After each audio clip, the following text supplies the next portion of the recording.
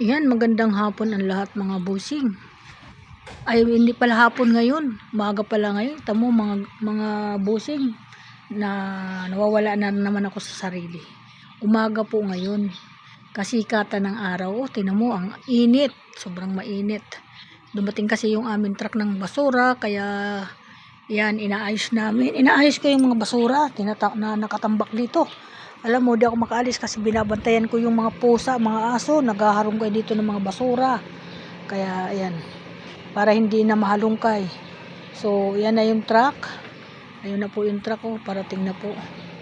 Dadaanan po yan dito ng mga basura. Ayan. Marami na po mga basura sa mga harap-harapan kasi nakaabang na po. Ayan. Tuwing Huwebes po dito ang basura. Ayan. Ayan. Nakaabang na po ang mga basura. Salamat naman. Wawala na naman yung mga amoy-amoy dito sa amin lugar, sa mga basura na tambak sa tabi ng kalsada. Ayan po. Ayan. Dito ako ngayon nag-aabang kasi gusto ko masaid lahat ng basura dito. Ayan po mga idol. Ayan. Ay ako lang naman po ngayon mag-isa sa aking bahay. Ba't nagdadrive ka ng taxi? Ha? Nagdadrive ka na ng taxi? Hindi. Hinarap ko lang ito. Walang driver eh. Aalis kayo? Punta kami sa bahay na. Kaya pala. Hinarap ko lang. Walang driver ngayon eh. Aalis pala yung kapitbahay ko. Punta sa nanay nila. Yan, taxi. Siya na nag-drive.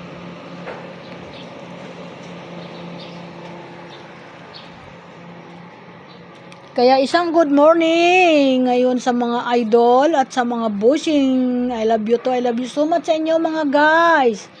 Mga idol ko, I love you, I love you. Ingat po ang lahat. I love you sa inyo. Ayan, si Nanay Linda. Ayan, mag-isa lang po ako dito. Wala akong kasama. Kaya wala na naman ako magawa. Ayan, ayan. Thank you po sa lahat. Maraming salamat. Good morning everyone. Init po. Nainitan na ako. Wala po ako electric pan. Mga itinapon ko po yung mga electric pan dito sa amin. Itatapon na mga basura na mga nakatambak. Nakuha na po ng kapitbahay. Kasi po, kinuha lang po ang motor. Maganda daw yung motor eh. Kinuha yung motor kasi baka ililipat sa kanyang electric pan. Itatapon. Marami pa po ako electric pan doon sa bahay na mga itatapon. Papalitan ko na po yun ng bago. Mahirap po mag-stock ng mga ganyan. Baka magkasunog po. Delikado po ngayon ang sunog. Sobrang mainit. Po, kaya ingat-ingat po tayo mga guys. Atin mga bahay-bahay. Huwag po tayo mag-iiwan ng mga nakasaksak na mga electric pan. Mga lahat ng nakasaksak na appliances ay bubunutin natin bago tayo umalis ng bahay. Kasi delikado po ngayon ang sunog. Kasi sobrang mainit. Magliliyab agad. Yan po. Ganun po sana para masipti po ang ating buhay. Mahirap po sa dami ko nakikita na sunog.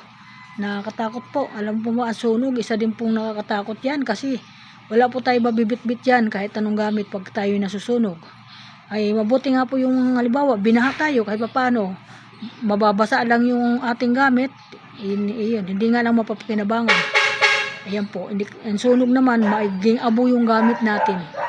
Ayan po. Lahat po yan mga delikado. Sunog, baha, lindol, mga delikado po yan sa buhay natin.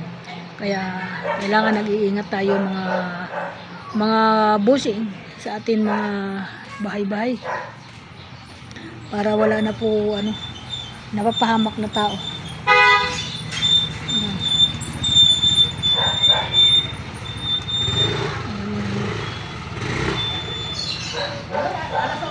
Gusto ko nga magpagawa ng sidecar, ganyan, sidecar. Ayan. Ano nagtatapong ka? Bogel! Bogel, saan ka nagpagawa ng ganito? Ng sidecar? Hindi ko alam kung sino yung gumawa nito eh. Sa'yo ba yan? Sa'yo yan? Hindi kaya po eh. Hindi, gusto ko kasi pagawa yung motor ko ng ganyan. Okay. Mura lang. May tanong ko. Magtanong ka kung magkano pagawa. Para Magaang to, magaang. hindi, may motor kasi ako doon, papagawan ko ng sidecar. Para yung asawa ko, pag hindi umaandar yung tricycle, mayroon siyang pagpapalitan. Ayan. Tanong ko. Tanongin mo nga kung magkano magpagawa. Eh kahit ganito lang mayroong ganito. Tapos bakal-bakal lang, di ba? Tubo. Oo, tubo-tubo lang. Okay na yan. Okay na yan, oh. Table doon na, table. Oo. Hindi ka ba napapasok sa makina ng motor? Hindi ka napapasok? Hindi. Abot yung, Wala rin. abot yung asawa ko napapasok. Shinda, napapasok. Ano ba kasi yun? Ewan ko, napapasok siya. Ay, yan ang basura. Sige. Marating na ang basura.